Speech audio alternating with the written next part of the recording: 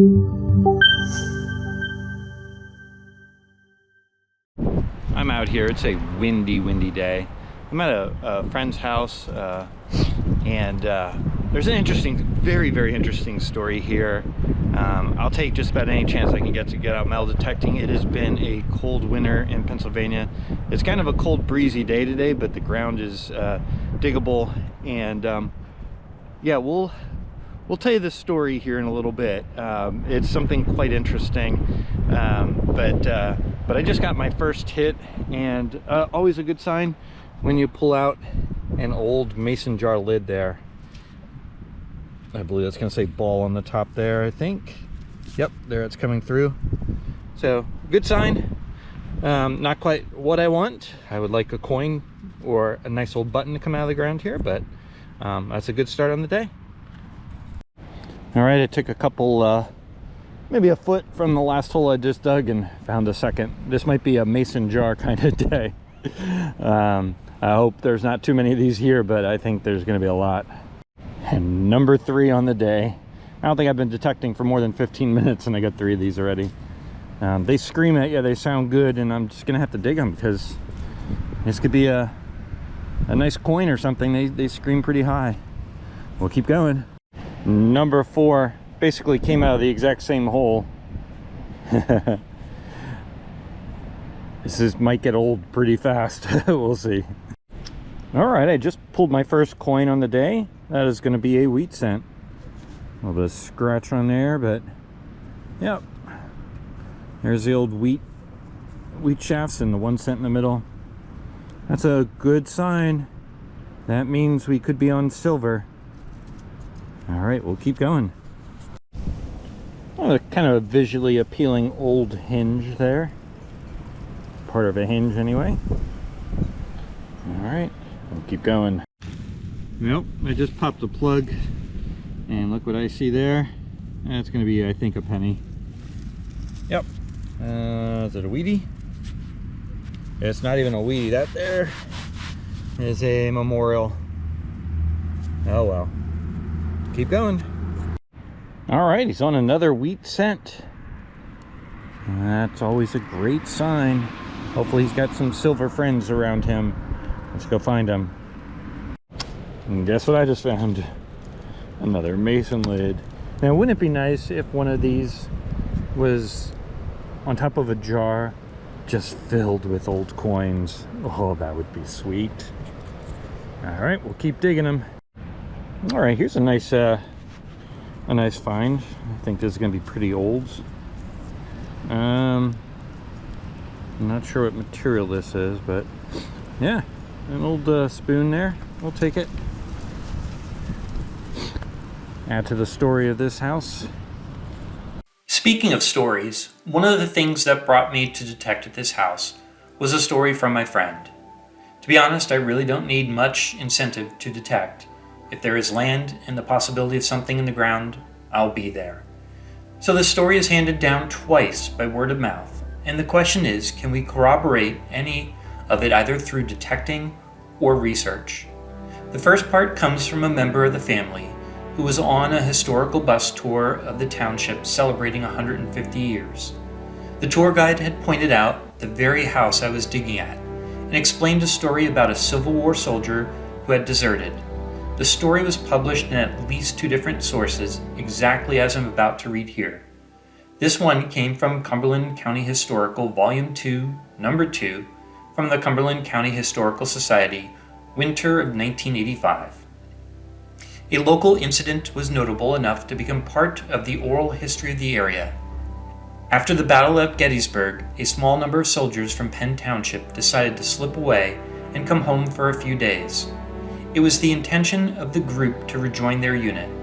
Among them was a man who lived in Centerville. There was a standing reward for the return of deserters, dead or alive. An unprincipled individual, on hearing of the soldier's presence at home, went to the house and shot the man in sight of his family. He took the effects needed to collect the reward, delivered them to the proper authority, and collected the money. The killer was an outcast in the community for the remainder of his life. As documented, this was an oral history. And the tie to the house I was at was a second layer of that passed down story. Would I find anything that would help corroborate this story? Right, here's a really good signal here.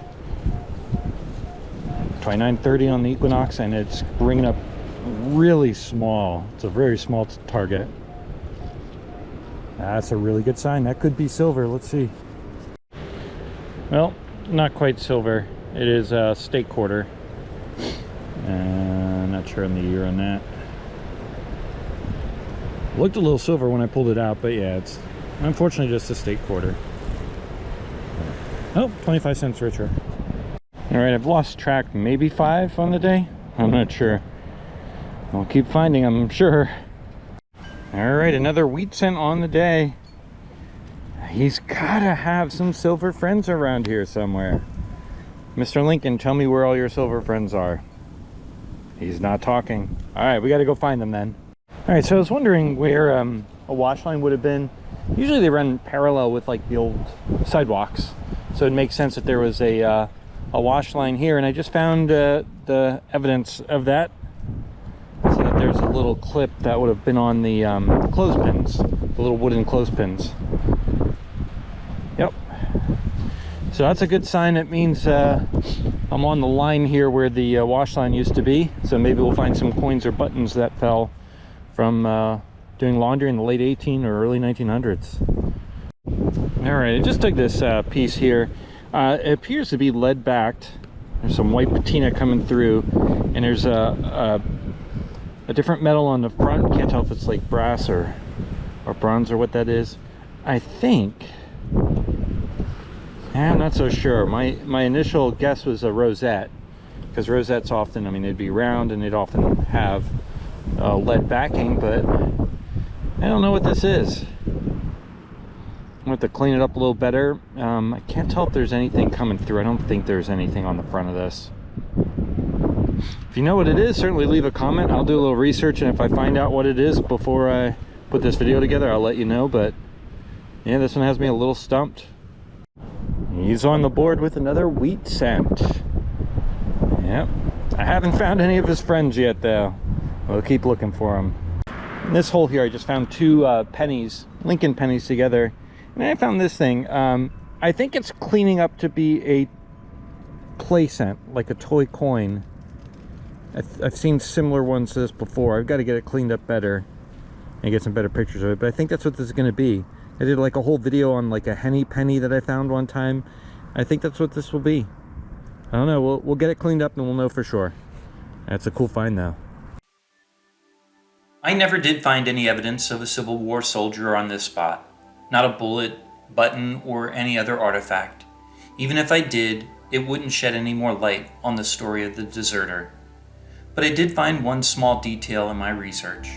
According to the county property mapper, this house was built in 1870, making it roughly 7 years newer than the time frame of the Civil War. I don't think the house is old enough to support this twice handed down story. The neighboring house was built 10 years earlier, so it is possible the tour guide was pointing at it. The actual details of what happened stood true only for the briefest of moments, undocumented in writing by any eyewitnesses, certainly not recorded by any technologies we have today. And those facts have become interwoven with spoken story, memories that change and falter over time, and perhaps a willingness to have a tie to a unique historical event. If the story of the deserter did happen here where I stood or right next door, one thing is for certain. Time moved on. Everyday living continued. The lids once protecting the homegrown foods from rot have themselves been tossed aside to decay. The spoon to eat those foods has been broken and discarded. And the coins, both real and toy, have been dropped and forgotten.